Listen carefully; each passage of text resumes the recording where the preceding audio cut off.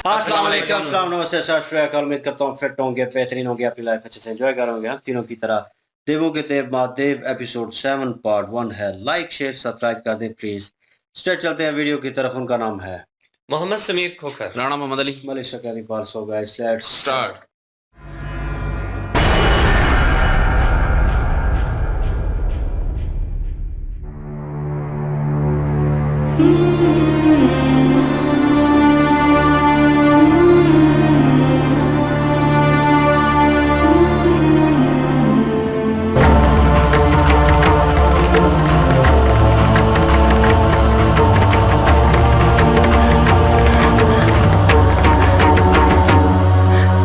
दीदी, दीदी, क्या हुआ सती? तुम इतनी व्याकुल क्यों हो? मैंने देखा कुछ था। संभवतः स्वप्न था, पर ऐसा लग रहा था मानो सच हो। इतना अद्भुत, इतना विचित्र।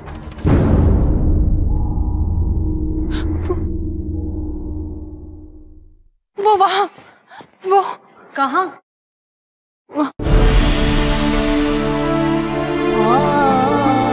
सती, वहां तो कुछ भी नहीं है।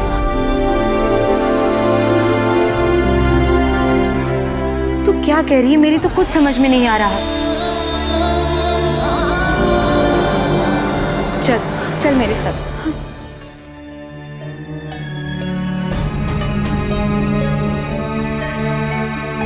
बैठो, शांत हो जाओ और बैठो।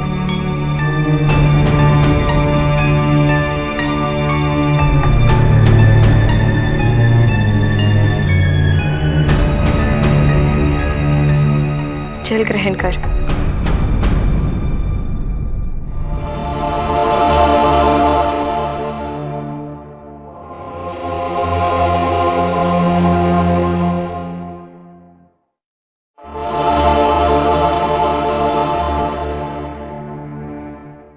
अब शांत होकर विस्तार में बता।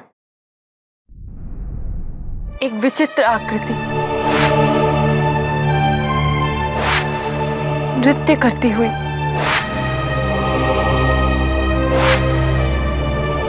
आधा नर आधी नारी,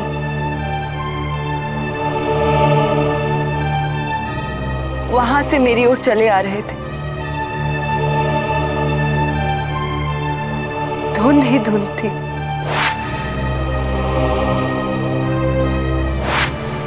इसी कारण मुखाकृति स्पष्ट नहीं हो सकी, पर न जाने क्यों ऐसा आभास हो रहा था कि मैं उन्हें जानती हूं, कि मेरा कोई संबंध हो उनसे, विशेष रूप से उस नारी से। मैंने ऐसी आकृति पहले कभी नहीं देखी, कभी उसकी कल्पना भी नहीं की। फिर मुझे ऐसा स्वप्न क्यों आया दीदी? और वो पर्वत, उसे तो मैं आजीवन देखती आई हूं, पर आज एक विचित्र सा आकर्षण था उसमें, जैसे वो मुझे अपनी ओर बुला रहा हो। मैं इन सब का क्या अर्थ निकालूं दीदी? क्या था वो? कौन था? क्या वो मेरे भविष्य से जुड़े किसी प्रसंग की ओर संकेत था, या फिर मेरे भूतकाल की भूली हुई कोई कड़ी?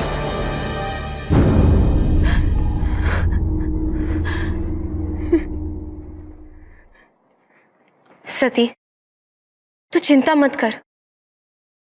प्रायः ऐसा भी होता है कि हमारे स्वप्न बड़े ही विचित्र ढंग से हमारे मन के छुपे हुए भावों को दर्शा जाते हैं,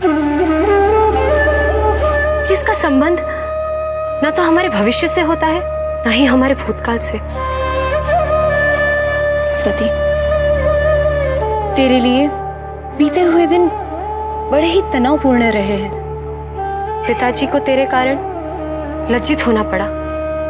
वे तुझसे क्रोधित भी हुए, तुझे दंडित भी किया। इन सब का तेरे ऊपर बड़ा ही गहरा प्रभाव पड़ा होगा। और ये स्वप्न भी तेरी उसी व्याकुलता का प्रतीक है। तू चिंता मत कर, जैसे जैसे समय बीतेगा तेरा मन भी शांत हो जाएगा और फिर इस प्रकार के स्वप्न भी आने बंद हो जाएंगे। सती, तेरे स्नान का समय हो रहा है।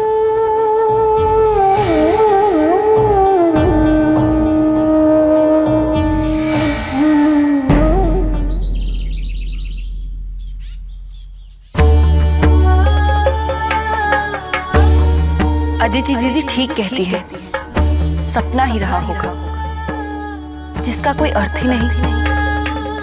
मुझे अपने मन को और दृढ़ बनाना होगा ताकि पुनः कोई ऐसा विचार मुझे विचलित ना कर सके। चाहे कुछ भी हो जाए, तुम लोग सती को वन में अकेला छोड़ के नहीं लौटोगे, समझ में आया? भले ही सती तुम्हें लौटने का आदेश दे, किंतु तुम सब उसके इस आदेश का पालन नहीं करोगी। और हाँ, आवश्यकता पड़े तो एक पालकी तैयार रखना, कहीं सती को वहां से वापस लाना पड़ा तो। दीदी, मेरी तो कोई सुनता ही नहीं। सती, तुम्हारे घाव तो अभी भरे भी नहीं और तुम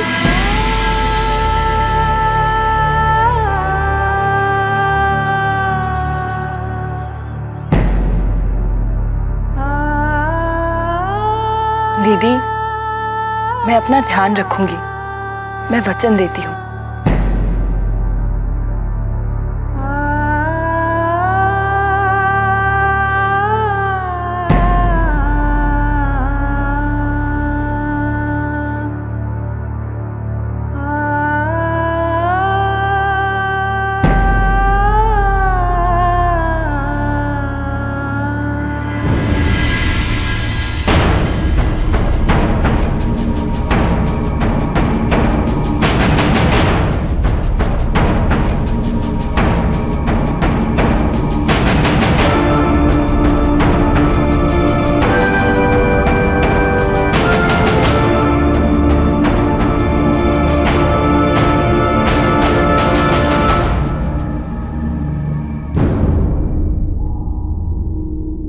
सती जी के बारे में अगर बात करें तो वो जिस तरह से जो भी कंडीशन उन्होंने देखी उस चीज के ऊपर वो बहुत ज्यादा हैरान थी और हैरान इस तरह से थी कि डरी डरी और सहमी सहमी सी थी कि इस कंडीशन का उन्होंने कभी तसव्वुरात में ख्याली दुनिया में कभी सोचा भी नहीं था जो चीज उन्हें देखने के लिए मिली, लेकिन वो इस कंडीशन में फंसी हुई थी कि ये उन्होंने ख्वाब देखा है या हकीकत देखी है, ये जो देखा है सारा मंजर ये है क्या।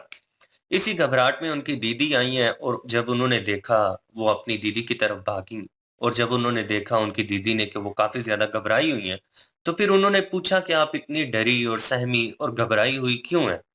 तो सती जी जो हैं उन्होंने अपने ख्यालात का इजहार किया कि मैंने एक अजीबो-गरीब सी कंडीशन देखी है। मैंने कुछ इस तरह की सूरत-ए-हाल देखी है कि वहाँ एक पर्वत है और उस पर्वत के ऊपर एक जिस्म है जो रक्स कर रहा है और वो जिस्म जो है वो आधा नारी का है और आधा नर का है। और मुझे पूरी तरह से समझ नहीं आई क्योंकि धुंध बहुत ज़्यादा थी और पूरी तरह से क्लियर मैं देख नहीं सकी कि वो कौन थे। लेकिन वो पर्वत जो मैं बचपन से देखती आई हूँ, उसी पर्वत पर वो रक्स कर रहे थे।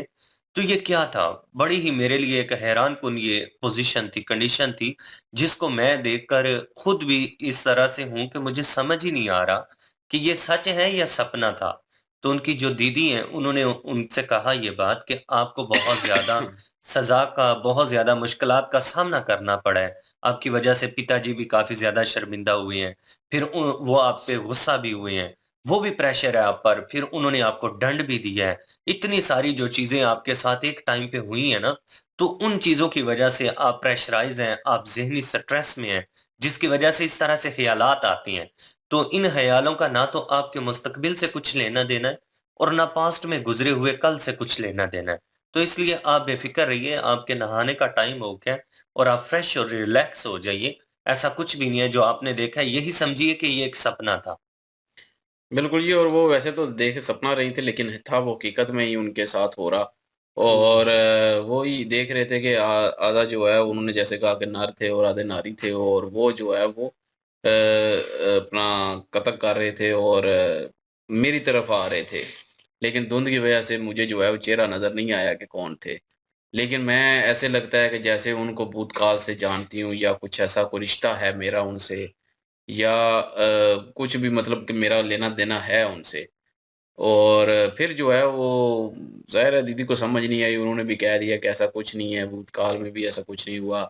ये सिर्फ़ वो बोझ बना हुआ है आप पे और कुछ भी नहीं है। तो ख़ैर वो अभी जो है वो जा रही हैं फिर से जो है कमल के फूल इकट्ठे करने के लिए। लेकिन जो दीदियाँ हैं उनकी उनको तो जो है वो फ़िक्र लगी हुई है और साथ में जो है इस दफ़ा ज़्यादा जो है वो दासियाँ भी और दास भी भेजे हैं। और पूरे स्ट्रिक्ट तरीके से कि अगर वो कहें भी तब भी नहीं छोड़ के आना वापस। तो अभी वो जा रही हैं लेकिन जो है वो प्रजापति जो है ऊपर से देख रहे हैं। अंदर से दुःख तो उसे है लेकिन वो उस दुःख का जो है वो खुद दंड दे के सारा कुछ खुद करके जो है वो सारा ब्लेम शिव जी के ऊपर लगा रहे हैं और उनको जो है वो कहते हैं कि जी मैं उनको जो है वो इस चीज़ का हिसाब लूँगा, ये करूँगा, वो करूँगा। पर आगे देखते हैं कैसे लेता है वो।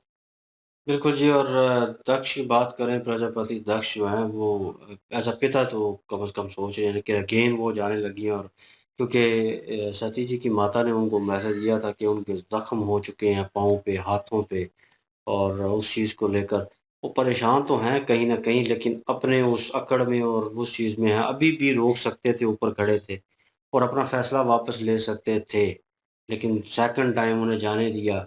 और फिर वही चीज़ इनके आड़े आ गई, क्योंकि इन्होंने मनवाना है और लिख के भी ऋषिज़ को दे दिया है, तो वो चीज़ अब वापस थोड़ी लेंगे। ये तो इन्होंने मन में वो चीज़ जो है वो बनाई हुई है।